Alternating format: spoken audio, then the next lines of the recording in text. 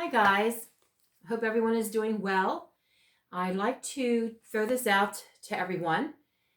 I have downloaded Zoom on my phone. I don't know how it works yet, but maybe if you can email me and let me know some times that might be available and work, then maybe we can get together as a class and say hi to each other. And if you have any questions or anything that's going on, or just want to just take a couple minutes to say hi, we can do that. Okay, but I have to figure out how to work it first. When I say figure out how to work it, my son has to tell me how it works first and show me how it works because I'm clueless. Anyway, yesterday we talked about the two general types of epics. We had the folk epic, which develops out of an oral tradition that's passed on by legend. It doesn't really have an author.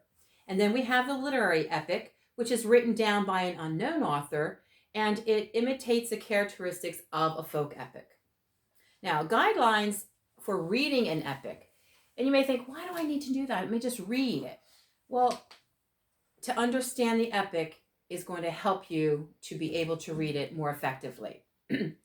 First, we need to become familiar with the names of the characters and the places that that the story takes place. We're going to take note of the heroic characteristics of the central figures or figure. We're also going to determine the role played by the gods, goddesses, and other supernatural agents that are in the epic. The epic has a lot of supernatural dealings that goes on. We're going to look for common elements that are in different epics. Now, the earliest of ancient epics was Gilgamesh, which is what we're going to be reading, the Iliad, which we're also going to be reading, and Odyssey, which we might read. And then we have the Aeneid and the Mahabharata, which is also another epic, which we're not going to read. It's hard enough even trying to pronounce it. Now, we also have epics that took place during the Middle Ages, which was Beowulf, which we're going to read part of Beowulf. Beowulf is one of my favorite epics.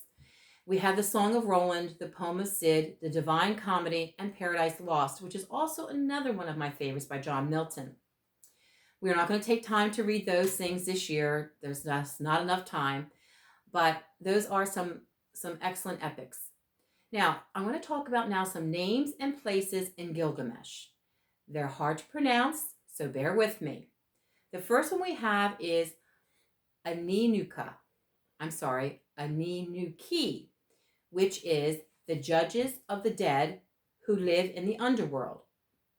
We also have Inchan. Now, I'm going to spell this one out because it's pronounced Inchan, but it's spelled Anshan.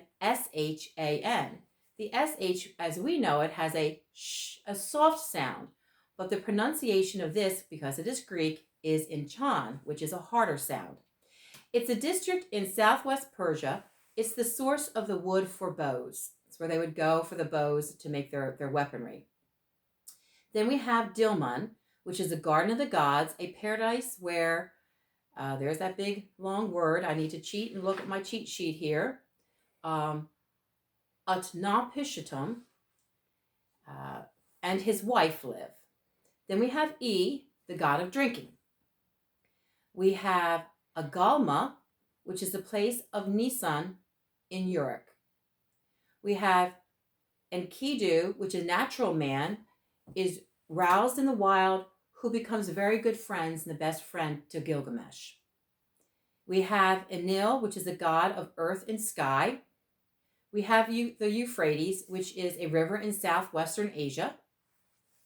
These are all things and places that are discussed throughout all Gilgamesh. Then we have, of course, Gilgamesh, which is the fifth king of Uruk, the son of goddess of Nisan and the priest of Uruk, and a hero of the epic. He is our main hero. We have Humbaba, which is a giant who guards the cedar forest. We have Ishtar, the goddess of love and war, whose chief temple is in Uruk. We have Ninsun, which is the goddess and also the mother of Gilgamesh. That's why Gilgamesh is part man, part god, because he had an earthly father and he had a Greek god for his mother. We also have Shamash, which is the sun god. Sidure is a winemaker who lives by the sea. Ushanabi is a boatman who ferries Gilgamesh across the waters of the dead. Uruk, or it's also pronounced Urak, is a city in southern Babylonia known as Erech in the Bible.